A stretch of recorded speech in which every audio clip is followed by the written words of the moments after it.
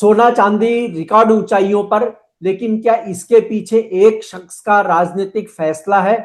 आज हम ट्रंप के ताजा फैसलों के असर को मार्केट के नजरिए से समझेंगे और जानेंगे कि निवेशकों को कैसा प्लान रखना चाहिए। इस पर बात करेंगे केडिया फिनकॉर्प के नितिन केडिया से। मैं हूं कमल शर्मा। नितिन जी, आपका स्वागत है मोलतोल में। धन्यवाद कमल जी। सभी दर्शकों को मेरा नमस्कार। जी नमस्ते। जी नितिन जी, क्या आप मानते हैं कि अमेरिकी राष्ट्रपति डोनाल्ड ट्रंप के फैसले, फेड चेयरमैन के खिलाफ जांच, ग्रीनलैंड पर कब्जा करने की योजना और वेनेजुएला पर कब्जा, ईरान में जन विद्रोह को सपोर्ट करना और ब्रिक्स देशों पर 500% टैरिफ लगाना, इसके अलावा रूस पर अनेक प्रतिबंध लादना जैसी नीतियां और फैसले सोना चांदी की कीमतों को आसमान पर ले जा रहे हैं? बिल्कुल कमल जी, जो वेनेजुएला में हुआ और वेनेजुएला में होने के बाद पूरे विश्व शक्ति के रूप में अमेरिका उभरा।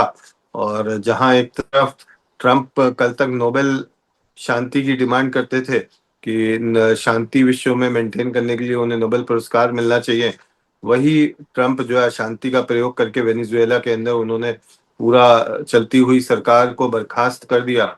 और सबसे बड़ी बात क्या है कि अगर हम जाएं बहुत पहले, जब राजे महाराजे हुआ करते थे, और जो एक राजा होता था जो काफी एम्बिशियस होता था, वो ये देखता था कि मैं अगर एक छोटा सा आक्रमण किसी देश पे करता हूँ तो उसका क्या रिएक्शन पूरे वर्ल्ड ऑफ बाकी के राज्यों से आता है।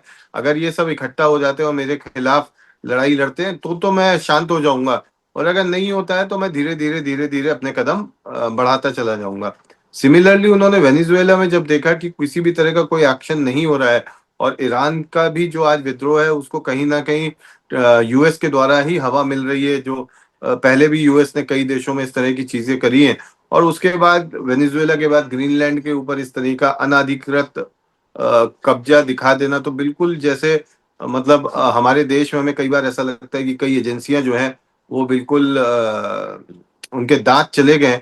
तो वैसे ही जो विश्व एजेंसियां हैं वो भी इस समय ट्रंप के सामने नतमस्तक हो गई हैं, चाहे वो वर्ल्ड ट्रेड ऑर्गेनाइजेशन हो, नाटो हो, कोई भी एजेंसी हो।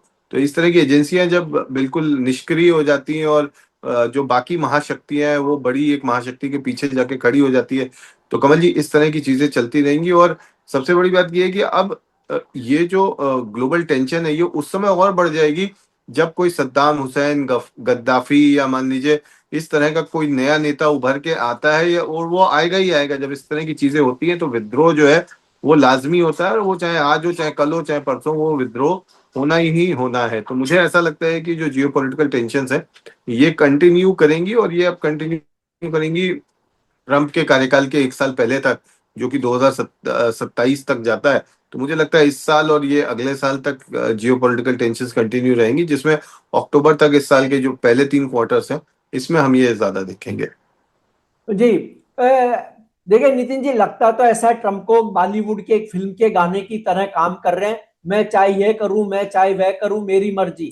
तो ये क्या सोना चांदी भी अपनी मर्जी से ही ऊपर ले जा रहे हैं इसी तरह टेंशन दे देकर? बिल्कुल। जब देखिए ग्लोबल टेंशन्स चल रही हैं, इक्विटी मार्केट्स परफॉर्म नहीं कर रहे हैं। इक्विटी मार्केट्स परफॉर्म नहीं करने का कारण एक तरफ जहां ग्लोबल टेंशन है, वहीं दूसरी तरफ ये है कि 2-3 साल पहले हमने देखा कि लो अर्निंग बेस से जो है वो इक्विटी मार्केट्स उठे थे।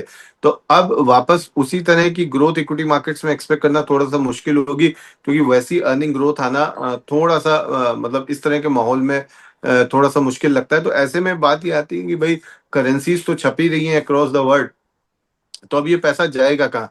क्रिप्टो में रिटर्न आ नहीं रहा है। क्रिप्टो में जब से ईरान ने ये निकाला है कि उसने सस्ती बिजली का प्रयोग करके जो है बिटकॉइंस जो है वो बहुत कम रेट पे माइनिंग चालू कर दी है, तब से आप देखिए बिटकॉइन भी चलना बंद हो गया, और वो सीधे सीधे गोल्ड और सिल्वर में पूरी दुनिया के पैसे का फ्लो जा रहा है। आप ईटीएफ देखिए तो एक साल में उसकी जो वैल्यू थी वो कहाँ से कहाँ आ गई। सिल्वर का टोटल मार्केट कैप की बात करें तो आज मतलब टॉप 3 के अंदर आ गया है। तो इस तरह की जो चीजें चल रही हैं उससे मुझे देखते हुए लगता है कि सोने चांदी में ये जो इधर उधर की चाल नहीं है, केवल इधर की ही चाल है। थोड़े बहुत 3-4-5% के करेक्शंस जो है वो आते रहे, आते रहेंगे, और उसके बिना बाजार स्ट्रेट लाइन में कभी चल भी नहीं सकता। तो मुझे लगता है कि ये जो चीजें हैं ये कंटिन्यू करेंगी।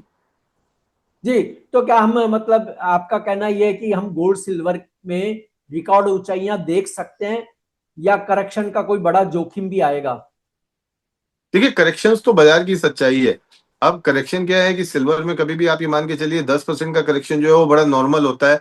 आज हम 2.65 के लेवल पे बैठे हैं, तो 26,000 27,000 के करेक्शन को आप नकारा नहीं जा सकता। तो अगर आप अपनी सिल्वर में कोई भी पोजीशन बना रहे हैं, चाहे आप एमसीएक्स में बना रहे हैं, आप फिजिकल में बना रहे हैं, आप ईटीएफ में बना रहे हैं, तो सबसे पहले तो आपको वो 10% का कुशन लेके चलना पड़ेगा।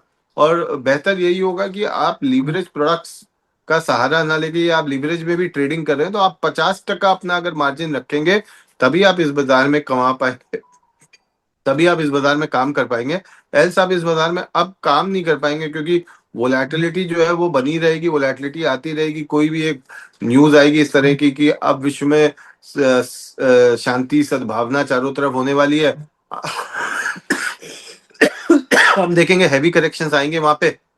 लेकिन वो heavy corrections they all will get bought in 1 और 2 days।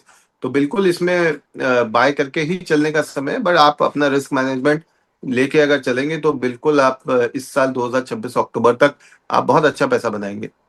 जी, अब एक बात है नितिन जी की, ट्रंप की तो हमने बात करी। ट्रंप प्रशासन के अलावा कौन से ग्लोबल फैक्टर सोना चांदी को दौड़ा रहे हैं? देखिए ग्लोबली अगर हम बात करें तो जो रिस्क ऑन बना हुआ है, रिस्क ऑन का मतलब ये है कि रिस्क एक बना हुआ है जिसको लेके लोग बड़ा संशय में है कि डी डॉलराइजेशन। क्योंकि चाहे आप वेनेजुएला में इम्पैक्ट करें या आप मान लीजिए आप ग्रीनलैंड में इम्पैक्ट करें, तो आप दादागिरी अपनी दिखा रहे हो। और दादागिरी व्यापार में नहीं चलती है, बिजनेस के अंदर आपकी दादागिरी किसी भी तरह की नहीं चलती है।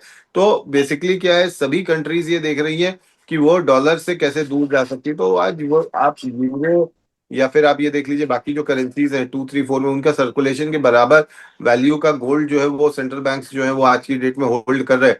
तो बिल्कुल गोल्ड का जो डिमांड है वो आगे भी बना रहेगा, और डी डॉलराइजेशन जो थीम है वो ग्लोबल टेंशंस के साथ साथ चलती रहेंगी। और इसके अलावा देखने लायक सिचुएशन ये होगी कि जो ब्रिक्स ने लास्ट मंथ बात करी थी एक आपस में ट्रेड के लिए नई करेंसी लाने की, which will be backed by gold. तो अगर ऐसा कोई मूवमेंट आता है, और जिस तरीके से ट्रम्प हमेशा विरोध में रहे डॉलर के अगेंस्ट में किसी भी करेंसी को लाने में, वेनेजुएला के ऊपर भी अटैक उसी तरह की दिशा में देखा जा रहा था। तो मुझे लगता है डी डॉलराइजेशन जो है वो काफी हद तक रोल प्ले करेगा। तीसरा जो सबसे इम्पोर्टेंट रोल चीज है जो हमें समझनी पड़ेगी, कि अब अगर आप देखें कमल जी, तो डेटा का इतना इम्पैक्ट जो है वो गोल्ड और सिल्वर पे नहीं चल रहा। गोल्ड और सिल्वर वन साइडेड बाइंग चल रही है। तो ये जो gold silver one sided buying चल रही है, उसका कारण फिजिकल डिमांड है।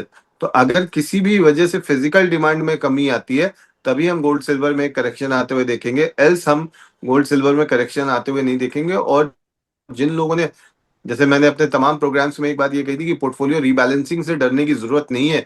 पोर्टफोलियो रीबैलेंसिंग इतना बड़ा मुद्दा नहीं है जितना बड़ा तमाम कई बड़े टीवी चैनल्स ने उसको जिस तरीके से दिखाया है। तो मुझे लगता है कि ये जो सेंसेशन फैलाने की वापस से कोशिश की गई है, उसमें सिर्फ और सिर्फ एक गरीब इन्वेस्टर का, एक छोटे इन्वेस्टर का ही लॉस हुआ है। जी, नितिन जी, क्या आप सोने चांदी के लिए ट्रेडर्स को कोई लेवल देना चाहेंगे अब? जी बिल्कुल। देखिए हमने आपके पिछले प्रोग्राम में बात करी थी कि भारतीय बाजारों के अंदर 1.42 1.45 हम 15 तारीख से 30 तारीख तक देख सकते हैं। आज 1.41 के आसपास जो है 1.41 200 अभी गोल्ड चल रहा है भारतीय बाजारों में। और 47 48 सौ का टारगेट हम अंतर्राष्ट्रीय बाजारों में लेके चल रहे हैं। तो मेरा मानना है 47 48 सौ का लेवल जो है वो हमें देखने को मिल सकता है। और जो भारतीय बाजारों में हम 1.41 1.42 की बात करें, तो उसको रिवाइज करके अब हम 1.45 से 1.47 के लेवल्स दे रहे हैं, कि 1.45 से 1.47 इस महीने के एंड तक आ सकता है। चांदी में हमें थोड़ा सा सावधान रहने की जरूरत है। सिल्वर में हम बुलिश हैं, बट यहाँ पे हम कॉशियस बुलिश है। कॉशियस बुलिश का मतलब ये है कि अगर मेरे पास जो फिजिकल या ईटीएफ में चांदी खड़ी है, तो फिजिकल में मैं 50% यहाँ से होल्ड करूंगा, ईटीएफ में 75% यहाँ से होल्ड करूंगा।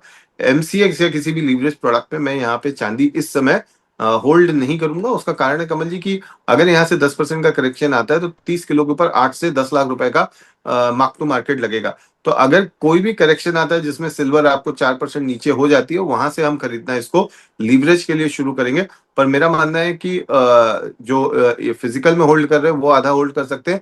ईटीएफ वाले अपना 25% प्रॉफिट यहाँ पे बुक करके चल सकते हैं। प्रॉफिट बुकिंग भी जो होती है वो इस तरह की तेजी के बाजारों में बहुत इंपॉर्टेंट होती है, क्योंकि कहीं भी एक छोटी सी न्यूज भी बाजार को नीचे ला सकती है। 2,45,000 या 50,000 के आसपास अगर चांदी आती है, तो वहां पे हम ये देखेंगे कि वहां पे जो कैंडल्स का फॉर्मेशन है वो किस तरह का है, वहां पे वॉल्यूम्स किस तरह के हैं कॉमेक्स शंघाई और एमसीएक्स के अंदर, उसके बाद ही हम कोई डिसीजन लेंगे। गोल्ड में अगर आपको 1.38 या 1.39 किसी भी करेक्शन में मिलता है भारतीय बाजारों के अंदर, तो डेफिनेटली लेके चले। जी, दर्शकों से अनुरोध है कि वे अपने कमेंट में बताएं कि क्या वे खुद सोने चांदी के बारे में क्या सोचते हैं, निवेश कर रहे हैं या केवल सोच ही रहे हैं। आपका कोई डिस्क्लेमर नितिन जी? देखिए, मैंने यहाँ पे जो भी एक राय व्यक्त करी है, मैं all India jewellers and Goldsman federation के राष्ट्रीय महासचिव और प्रवक्ता के रूप में करी है। हमारा किसी भी तरह की अभी कोई भी पोजीशन नहीं बनी हुई है। और जो भी दर्शक इस प्रोग्राम को देख रहे हैं वो अगर कोई भी पोजीशन लेते हैं तो अपने वित्तीय सलाहकार से जानकारी लेकर करें।